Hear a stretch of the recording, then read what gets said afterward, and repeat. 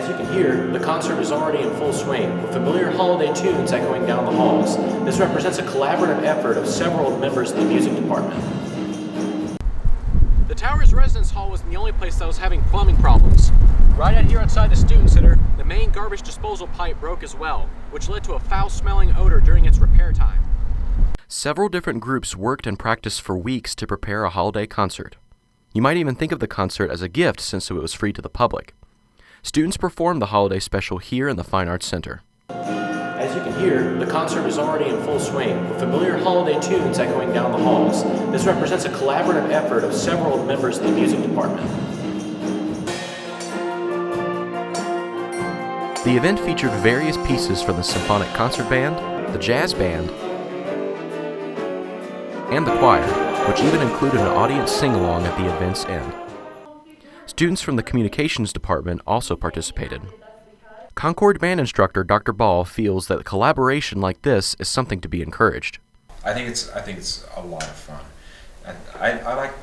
I always try to make everything as collaborative as possible and spontaneous as possible. It's more fun that way. It seems that Dr. Ball is not the only fan of this combined effort. The audience seemed to enjoy it as well. It was wonderful. It was fantastic. Although the semester is ended for the Fine Arts Department, Ball hopes to create more opportunities like this for students and the community. Reporting for WMLT News, I'm Chad Brown, Athens. It was here on campus just earlier this month that the water was shut off for a few hours while workers repaired damaged piping just in front of the tower's residence halls. According to the Concord Maintenance Department, the repairs were finished by the evening that same day. The tower's residence hall was the only place that was having plumbing problems. Right out here outside the Student Center, the main garbage disposal pipe broke as well, which led to a foul-smelling odor during its repair time. Unlike the prior issues, this plumbing problem lasted for more than a week. Students seem to have coped well with the situation, but not without some disgruntled feelings. I didn't know about it until an hour or so after I woke up, because I saw they had a sign on the bathroom that said they're working on the plumbing, so the water's going to be shut down for a couple hours. When you're in a building with 3 floors of a bunch of 20-year-old grown men who can't go to the bathroom, it starts to smell, and it's just no one's happy. They just kind of threw it at us. Cara Marie is a commuter. She is relieved that the problem was fixed by the time she made it to campus. Well, at first I didn't know what was going on when I got to campus, but some of the people that reside here let me know what was going on. And I thought it was a little bit ridiculous. On days that I would have brought my son with me, it would have affected me because I'd have to use that portion of the sidewalk or use the restrooms and things like that. Despite the plumbing issues, the Concord University Maintenance Department assures that both problems have been completely fixed, and the rest of the semester should be free of these kinds of problems. Reporting for WMLT News, I'm Chad Brown, Athens. ROAD is a partnership between several organizations meant to help West Virginians overcome challenges. The group hosted a program at the Chuck Mathena Center, which was its first act as an official organization. Clay Dyer was the featured speaker. He is a professional fisherman, although he is nearly limbless. He urged the audience to keep pressing forward no matter the situation. And I don't want to see you be defeated. I don't want to see you have your happiness stripped. I don't want to see you have your joy ripped out of your heart. I want to see you be successful.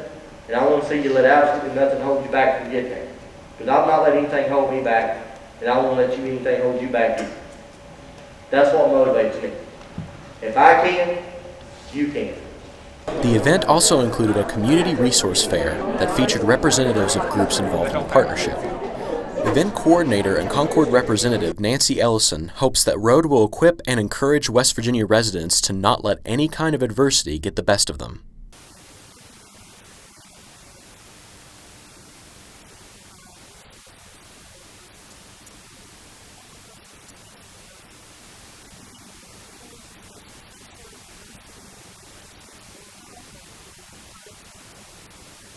Ellison also says the ROAD program hopes to make this an annual event. In the meantime, partnership organizations plan to be active in Mercer County, working to ensure no West Virginian lets adversity overcome them. Reporting for WMLT News, I'm Chad Brown, Princeton. Answers in Genesis, a full-time ministry, is also a group of scientists dedicated to defend the validity of biblical creationism as found in the book of Genesis. Answers in Genesis held this conference from Sunday to Tuesday of last week, each day ending with an evening lecture from the featured speaker, Dr. Tommy Mitchell.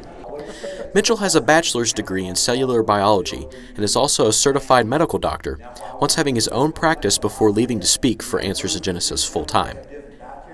He addressed several different topics during the conference, including the 7-day account of the creation of the world and the Great Flood as recorded in the Bible.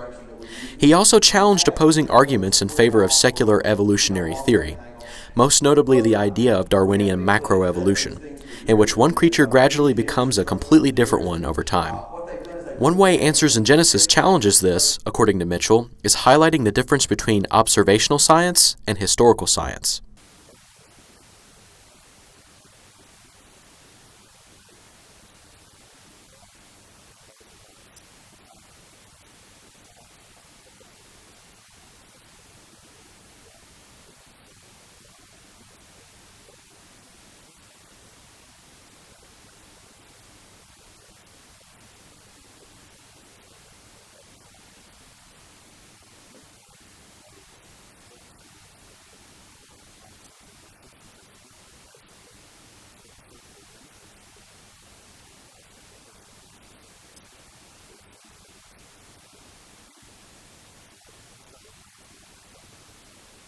When critics say that evolution has more evidence than creationism, Mitchell says to consider that this is not necessarily a battle for evidence.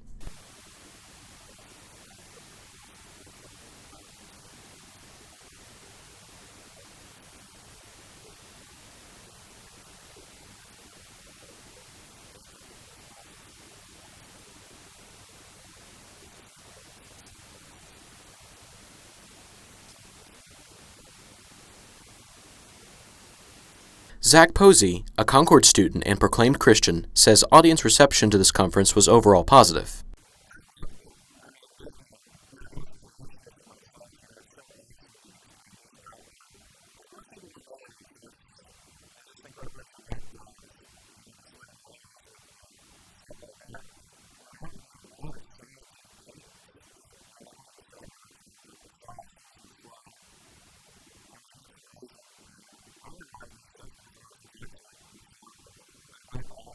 As far as future plans go for Answers in Genesis, according to Dr. Mitchell, the organization will continue to hold similar conferences such as these nationwide, as well as finish the construction of a full-scale replica of Noah's Ark within the coming years. For more information about Answers in Genesis, go to www.answersingenesis.org. Reporting for WMLT News, I'm Chad Brown, Princeton. Change has indeed come to the Concord University Music Department this semester, especially with the arrival of the new band director, Dr. David Ball. Dr. Ball is an alum of several notable schools, including Virginia Tech, and is also not entirely new to Concord.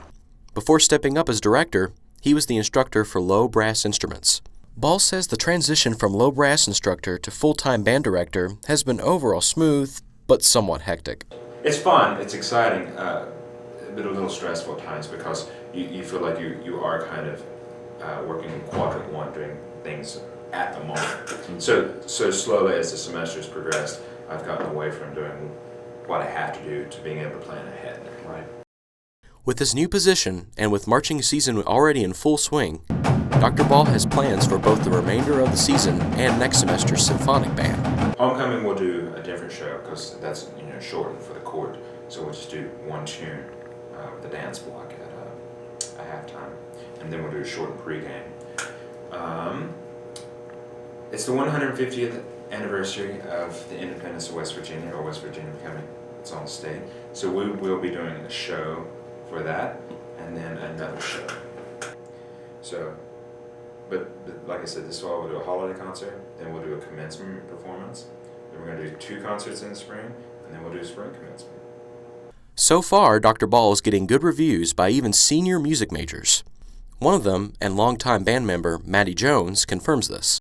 Dr. Ball is a fantastic person. He was our low brass instructor last year, and he has, just by individually teaching me, he's taught me so much. And I was really ecstatic when I found out that he was going to be our band director. And the the energy that he brings to this band and the vibe and the drive and everything that he brings, it brings so much more to the band. And it's completely different than it was last year, the year before. And he makes us work. And I think that's one thing that this band really needed was, a strong fist, With this outlook of the new director, as well as the challenge he brings to the table, it seems that the band has a bright future ahead of it and that they are giving the season their best effort. Reporting for WMLT News, I'm Chad Brown, Athens.